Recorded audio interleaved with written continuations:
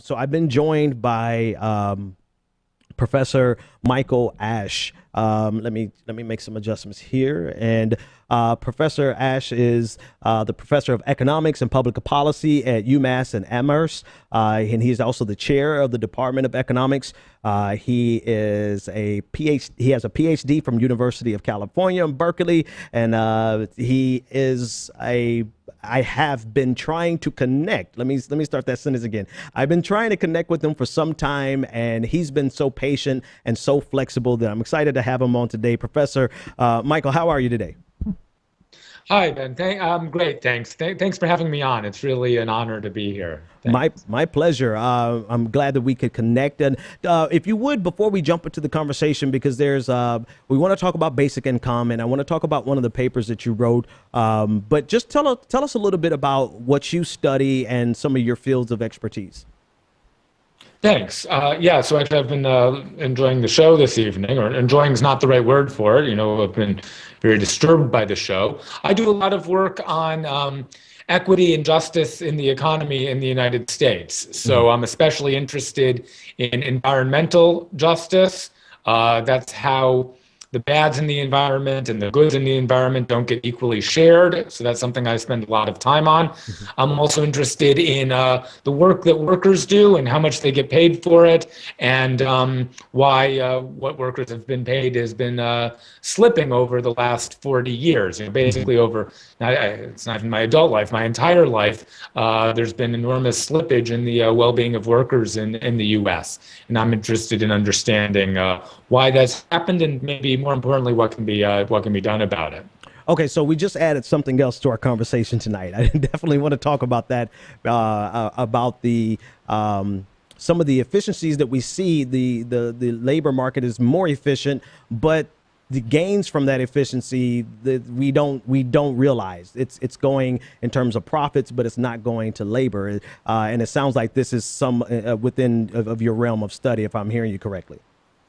Yes, that's right. That's something I'm very interested in. I think it actually ties quite closely to basic income guarantee, to the idea of a basic income. So we can maybe connect those. I mean, one of the reasons for a basic income is for workers to take back some of their own. You know, the economy is enormously more productive than it used to be. You described it as, you know, more efficiency in the labor market. We get a lot out of more out of every hour of work by a lot than we did in, say, 1975. And it's really quite amazing that you know, workers are not taking home a lot more than they took home in 1975.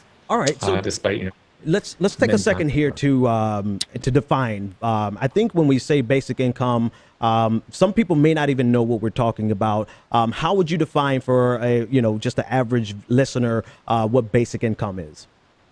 Yeah, so that's a great question. So a basic income means that the state or some collective that we produce that we create will send a basic amount of money to every person, every woman, man, child in the country on an annual basis, and all they have to do is be themselves. They don't have to work for that. They don't have to. You know, they don't have to demonstrate that they are deserving or meritorious. It's simply an income that you receive to defray some of the costs of cost of living. It's an idea that's been around for a pretty long time. It actually has American roots. Tom Paine, the revolutionary, the revolutionary at the time of the American Revolution, the real revolutionary, was in favor of a guaranteed basic income. And again, the idea was just that to be a full participant in our society, you need some income to start with, and you should have that income whether you do something that a capitalist wants to pay you for or not. It's just something that you have a right to, and that enables you to be a full participant. So, you know, we could talk about amounts. People might get their sort of head wrapped around it. You know, I think a basic income that we could start thinking about is, you know, that I think is actually on the table in some places, is, you know, thinking about maybe $4,000 to $10,000. Somewhere between $4,000 and $10,000 per person per year. So if you had a family of four, you'd be talking about a before work income of something on the order of say $15,000 to $40,000. Higher amounts would cost. You have to think about where that comes from. Yeah. Wow. Wow. So let's unpack the implications that has, right? So I remember in undergrad, I think I was a freshman in college in my basic economics, macroeconomics. I remember being after class and just sitting there thinking, I'm like, why don't we invest a block amount of money into a person as soon as they're born, into born American citizen? Why don't we put money into their hands or into some type of account? Because money that the government spends is obviously going to be spent and stimulate the economy. So, just from that one single thought, I've kind of been following this conversation on basic income that really hasn't gone very far, because we hit this hiccup of the fear of socialism and the fear of communism and the fear of a welfare state. And so I know that's more on the political side of it, but just in terms of your vantage point, how is this not, or how could we convince people that this is beneficial economically and not just something that's a welfare state that's going to crush our economy?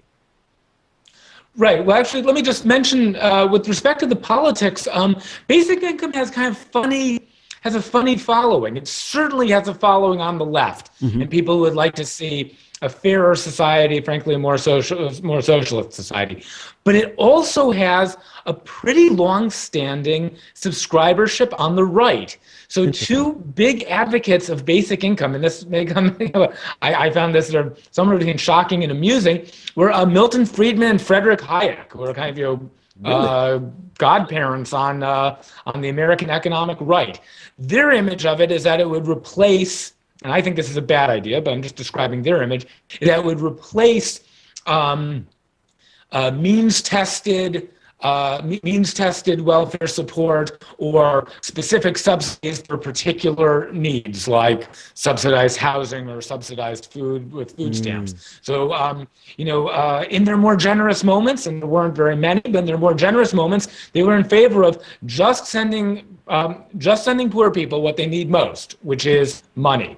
So this actually has kind of funny, as I said, there's kind of funny subscribership. I want to back off that now and talk about more kind of what life would look like with the basic income guarantee. And from my perspective, one of the big attractions is that it would free people from the tyranny of bad work, which is just a terrible use of people's lives. People could be much more choosy about what work they do. I think it would put a lot of pressure on employers to make work engaging and interesting, and that I think a lot of good might come out of it. It might actually spur a lot of growth in the economy. You already mentioned, I think you were absolutely on target, that this would be highly stimulative for an economy that has really been in the doldrums. I mean, and one of the main reasons is that lots of working households just don't have enough money to spend. Right. So this would be highly stimulative at a time when we need it. I have to definitely go back and find Friedman and Hayek actually advocating for basic income. I have Hayek's The Road to Feudalism on my desk right now, and I have to see if he, where did he make that quantum leap? I have to go see it, but I'll take your word for it. I obviously believe you on it. So it can be stimulative. Do you see it as a solution to poverty? And that's a big question. So that's a good question. So I think that poverty is one of the areas where it might be most effective. I don't think it's a solution to inequality, and we should come back to that. Okay. I think it's an important step, but it might be a solution to poverty because it simply puts in the pocket of everybody in the country, regardless of, again, being deserving poor or the amount of work that they do. It puts enough to pay the basic bills. I guess if we choose an amount large enough, okay, it's enough to pay the basic bills in the pockets of every household in the country. And that's a pretty big step towards overcoming the kind of fundamentals of deprivation of genuine poverty. Might not be enough to tackle the kind of inequality we've been seeing, but poverty, I think it's a really good, it is a really good potential step.